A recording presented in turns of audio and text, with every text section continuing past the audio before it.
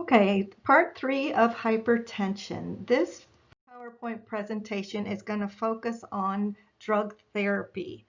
The general goals of drug therapy are to achieve a blood pressure of less than 140 over 90 millimeters of mercury.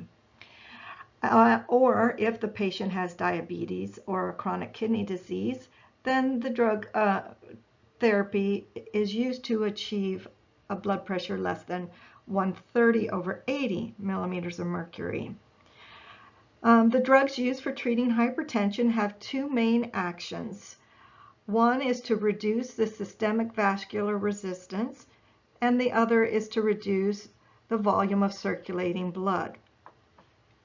The drugs used in the treatment of hypertension include diuretics, ACE inhibitors, ARBs, and calcium channel blockers. So we will address each of those classifications of antihypertensives. Again, we need to keep in mind the side effects that each of these classifications can pose for our patients. This slide demonstrates the effect of the sympathetic stimulation of arterioles on vascular resistance. I want to emphasize the importance and the definition of vascular resistance. I need you to see that when you have constriction of the vessels, then you're going to have an increase in systemic vascular resistance, which causes an increase in blood pressure. And in fact, blood pressure is, if we define it, as cardiac output times systemic vascular resistance. So you see it is a factor, a large factor in determining an individual's blood pressure. Okay, so first category we're going to talk about are the diuretics.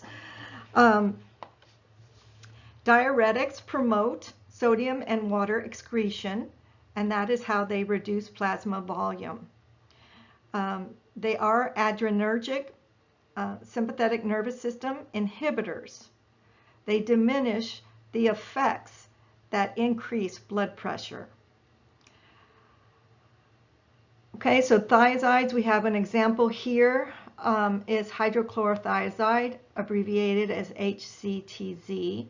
Sometimes HCTZ is combined by pharmaceutical companies with other drugs, and so that you'll have two drugs with two different mechanisms of action together in one pill that we can use to control hypertension as well. And then we have the other group, it's called the loop diuretics. These diuretics have their mechanism of action at the loop of Henle. So the name itself will direct you to its mechanism of action. And under that category, we have furosemide or Lasix, as well as bumetanide, Bumax. There are some common side effects with the thiazides, and these include hyperglycemia and hypokalemia. Another one is hyperuricemia, in other words, a high uric acid level in the bloodstream. So there are side effects that we would certainly monitor when our patients are taking the thiazides, and this applies to loop diuretics as well. Diuretics can have the side effect of hypotension as well as hypovolemia, which can leave the patient feeling weak and unsteady. Because these medications are potassium depleting, the patient may need to take potassium supplements. Usually this was in the form of an oral pill such as K-Dur. K-Dur is a potassium supplement that we see quite frequently, especially in the hospital. The picture shows an IV potassium, but remember that this is dangerous to administer high rates of potassium intravenously, so we want to review the criteria for administering IV potassium. That does occur sometimes in hospitals and in the ICU, but we have to follow the protocols because we don't want to get too much potassium on board. Now we do have some antihypertensives that are potassium sparing, so they would not require potassium supplements with these medications. And that includes spironolactone, also called aldactone, and also diazide. What we have to worry about with the potassium sparing medications is that their potassium could go higher. So we would have to monitor them for hyperkalemia. Now, hyperkalemia can be a serious side effect of the potassium-sparing diuretics, including what we'll talk about another classification later are ACE inhibitors. Hyperkalemia can also be a serious side effect of our ACE inhibitors as well, something to remember.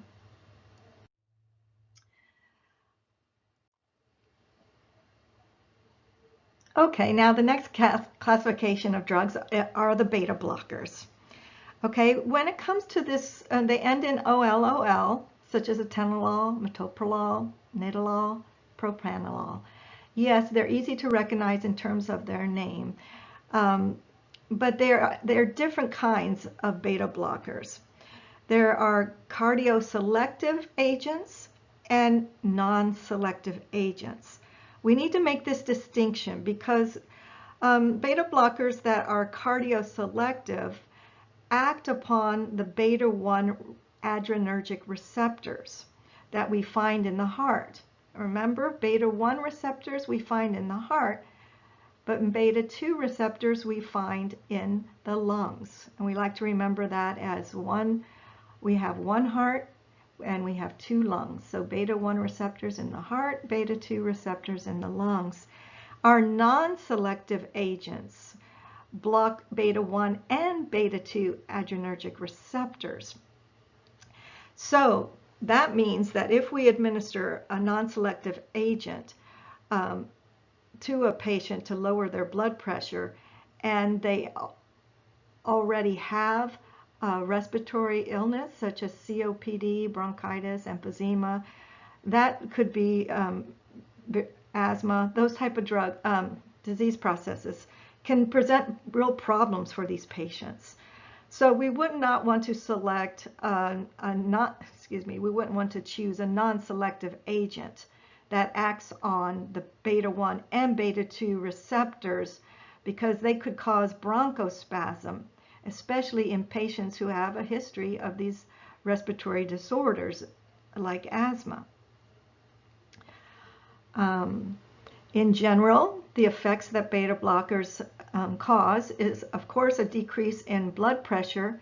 They also decrease the myocardial contractility, and therefore they decrease oxygen demand of the heart muscle itself.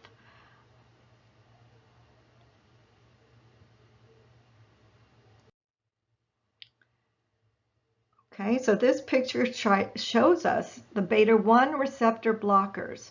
Those cardioselective beta blockers are going to have these effects on the patient. They're going to decrease the contractility of the heart. They're going to decrease the heart rate. And they also decrease renin secretion in the kidneys. Remember how renin secretion leads to elevated blood pressure. So we want to decrease the renin secretion. Those are the benefits of beta blockers. Now we need to address the side effects of beta blockers. We already mentioned the non-selective beta blockers can aggravate asthma. They can cause wheezing and bronchospasm, especially in patients who have asthma. We also want to make sure before we administer any beta blocker is to do an apical heart rate. We want to monitor their heart rate for 1 full minute And generally, the parameter is to hold the medication if the heart rate is less than 60. So because we know beta blockers will decrease heart rate, we want to make sure that we don't decrease it too low. So if the patient has bradycardia, we don't want to give them their next dose of the beta blocker. That's the general rule. Also, we would not want to give beta blockers if a patient already has a heart block. Patients with heart blocks have an electrical conduction problem, and not all of their beats are causing a contraction of the heart.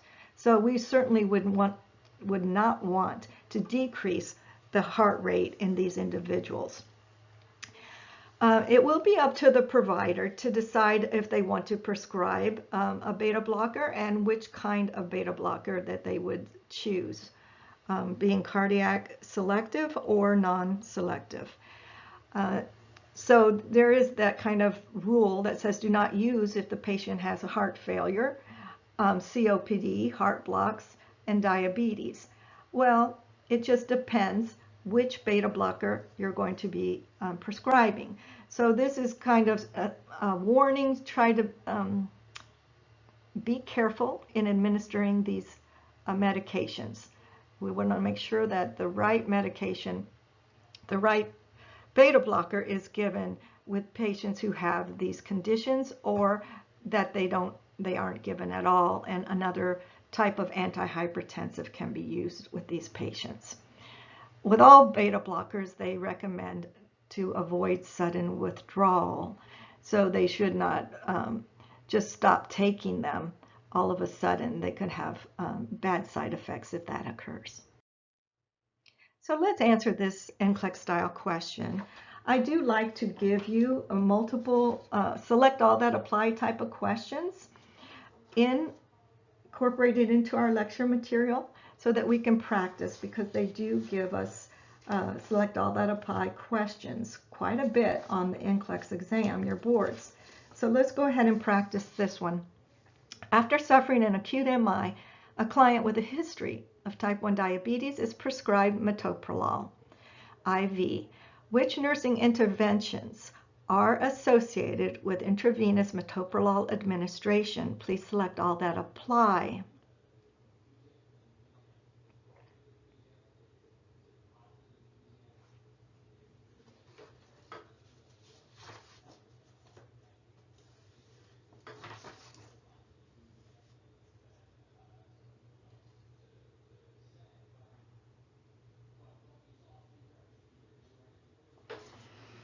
Okay, so I hope that you selected A, monitor glucose levels closely,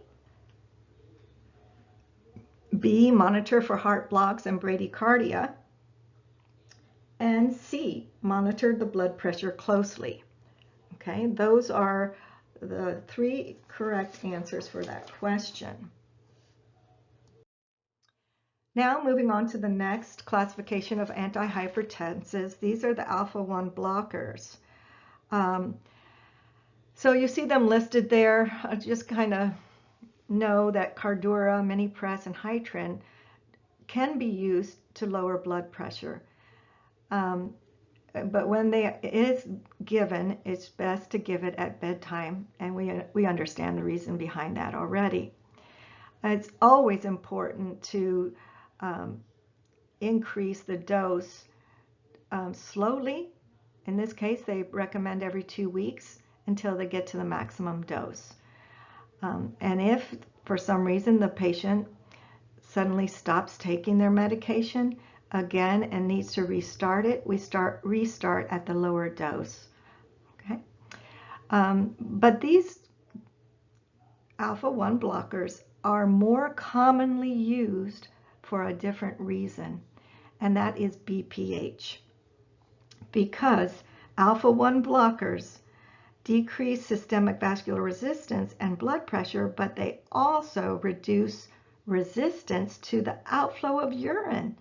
And that's very beneficial to the patients who have benign prostatic hyperplasia. Now, the alpha-2 blockers. Okay, you will see these medications, especially the top one, clonidine and catapres, and even as methyl-dopa or Aldamet in the hospitals. We see this quite a bit, those two drugs, not so much the other ones. But they also can be used to lower blood pressure. They do decrease the sympathetic outflow to the heart and blood vessels, and that results in a decrease in peripheral vascular resistance. These drugs do have side effects that are typical of agents that work in the central nervous system. So they have side effects such as sedation, fatigue, dry mouth, and even sexual dysfunction. Methyl-dopa can cause hemolytic anemia. Okay, other side effects of alpha-2 blockers include dry mouth, sedation, erectile dysfunction, nausea, dizziness, sleep disturbance, restlessness, and depression. Again, these are side effects. A patient may not experience any of these side effects or may experience one or more. Okay, again, they recommend not to stop abruptly. Sudden discontinuation may cause withdrawal symptoms, including rebound hypertension, tachycardia, tremors and sweating, all that type of thing. Okay, so another important classification of antihypertensives includes the ACE inhibitors. ACE inhibitors are first-line agents for the treatment of hypertension. They end in pril, enalapril, lisinopril. These drugs might have particular benefit in patients who also have heart failure or following a myocardial infarction. Side effects to be aware of include a persistent cough, angioedema, and loss of taste, which is called dysgeusia. This class of agents could cause hyperkalemia and should be used cautiously in patients who have elevated potassium due to renal disease or because they're taking potassium-sparing diuretics. All of these are important facts to consider. This review slide shows you that ACE inhibitors involve the enzyme ACE. They end in the word pril, and their action is to decrease peripheral vascular resistance. They do not have all these other effects like some of our other antihypertensives. They do not increase cardiac contractility. They do not increase heart rate. They do not increase cardiac output. But they can have some side effects that are listed there and that we just mentioned. Especially they take note of the cough, that non-productive cough that can be very annoying to patients. This little review slide shows you where the ACE inhibitors have their effect. Remember, the ACE enzyme is necessary to convert angiotensin 1 to angiotensin 2. It's kind of interesting to note that that ACE enzyme is produced by the lungs. Okay, but you remember from the RAS system that when ACE is effective, it's going to result in angiotensin 2 causing vasoconstriction and increasing aldosterone secretion. That is how it causes an increase in blood pressure. If we have an ACE inhibitor, it blocks. You can put a big X over that line there. The ACE inhibitor blocks that conversion from angiotensin 1 to angiotensin 2, so we do not end up with the resulting vasoconstriction and increase in aldosterone secretion. ACE inhibitors are very beneficial for controlling high blood pressure, also for treating patients with heart failure, for preventing strokes, and preventing kidney damage in people with hypertension or diabetes. So it has very much a protective function, and it's an excellent medication to give to people with renal disease and that have high blood pressure, okay, because it protects the kidneys. Okay, great. I'm glad I made this additional slide because I really want to stress to you the importance of ACE inhibitors. They also have done many studies that show there's improved survival in patients after they have a heart attack if they take ACE inhibitors. They've also shown that they live longer after in patients with hypertension if they have heart failure or heart attacks. So long as they're taking that ACE inhibitor, they're likely to be living longer.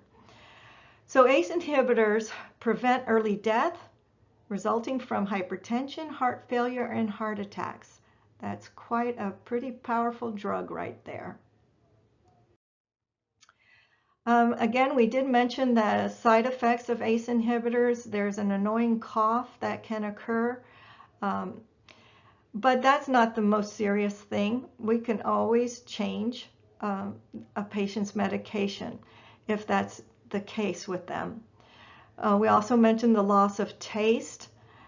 There are other things as well, but we'll talk about the most serious side effect in the next slide, I believe. So there are side effects. Of course, we need to monitor for these things. In particular, they like to mention for Capitan itself, they should not use aspirin in combination with Capitan, one of our ACE inhibitors, because it will decrease the effectiveness of that medication. ACE inhibitors are very effective when used in combination with a diuretic. This is the big problem with ACE inhibitors. And that is angioedema. ACE inhibitors can have this side effect of angioedema, which is this swelling of the oral airway. Leading into it, this can cause obstruction of the airway. Now, the interesting thing about these ACE inhibitors that the patient could be taking them for years before this ever occurs. So just because they're doing well on it in the first 6 weeks and they continue to use it and don't have any angioedema, that does not disqualify them from developing this side effect later on. So that's something to always be aware of. Okay, let's try this NCLEX style question. It's a select all that apply. A client is prescribed lisinopril for treatment of hypertension. He asks the nurse about possible adverse effects. The nurse should teach him about which of the following common adverse effects of ACE inhibitors. Okay, I can't waste a lot of time because of the length of these presentations, but I hope that you're thinking B, dizziness, C, headache, and E, hypotension.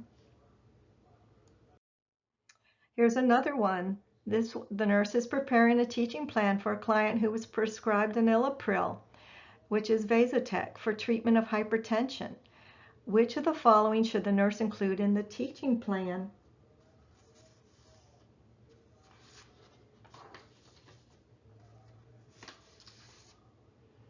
Okay, hopefully you chose A, tell the client to avoid salt substitutes.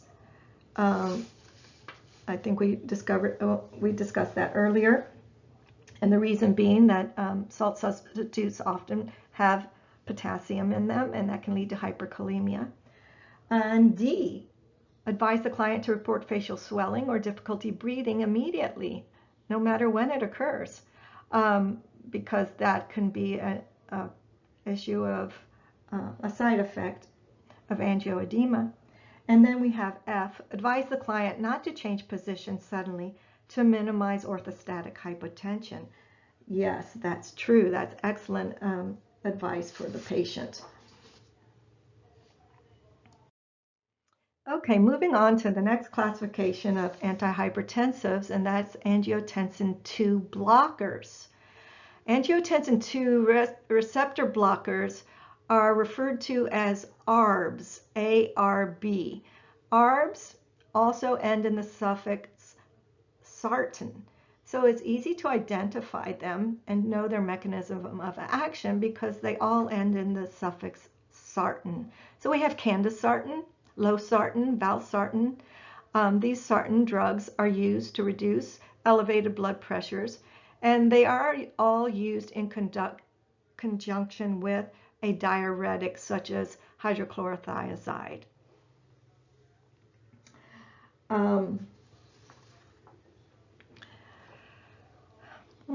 That's the important thing. Okay, some of the side effects of the ARBs or sartans is that they can elevate your potassium, so hyperkalemia is a risk. Also can decrease renal function. Know that the full effect of these medications do not occur right away. It may take several weeks to get the blood pressure that we are desiring and to see the effect of that medication. Okay? I would like to talk to you about a special medicine, and we use a lot in our patients with heart failure, and that is carvedilol. It is also called Coreg, and most frequently we hear it referred to as Coreg. So know that Coreg is both an alpha and beta blocker. So it has a lot of benefits for patients who are trying to control their heart failure. In reducing blood pressure and reducing the heart rate and other things. So this Coreg is an excellent medication for our patients with heart failure. Now moving on to another classification, and this isn't a big one. This is our calcium channel blockers. And here they're listed for you. You do need to recognize these medications. Okay, so when you see these words, cardizem, nifedipine, verapamil, you need to recognize them as calcium channel blockers. Okay, they do cause vasodilation. That is their mechanism of action. You need to memorize that. Make sure you understand that that's how calcium channels blockers work. They cause vasodilation with decreased systemic vascular resistance. Okay. They also decrease myocardial contractility, which decreases myocardial oxygen demand. And for that reason, we need to use them cautiously in patients who have heart failure or heart block. Again, that's a consideration when prescribing these medications.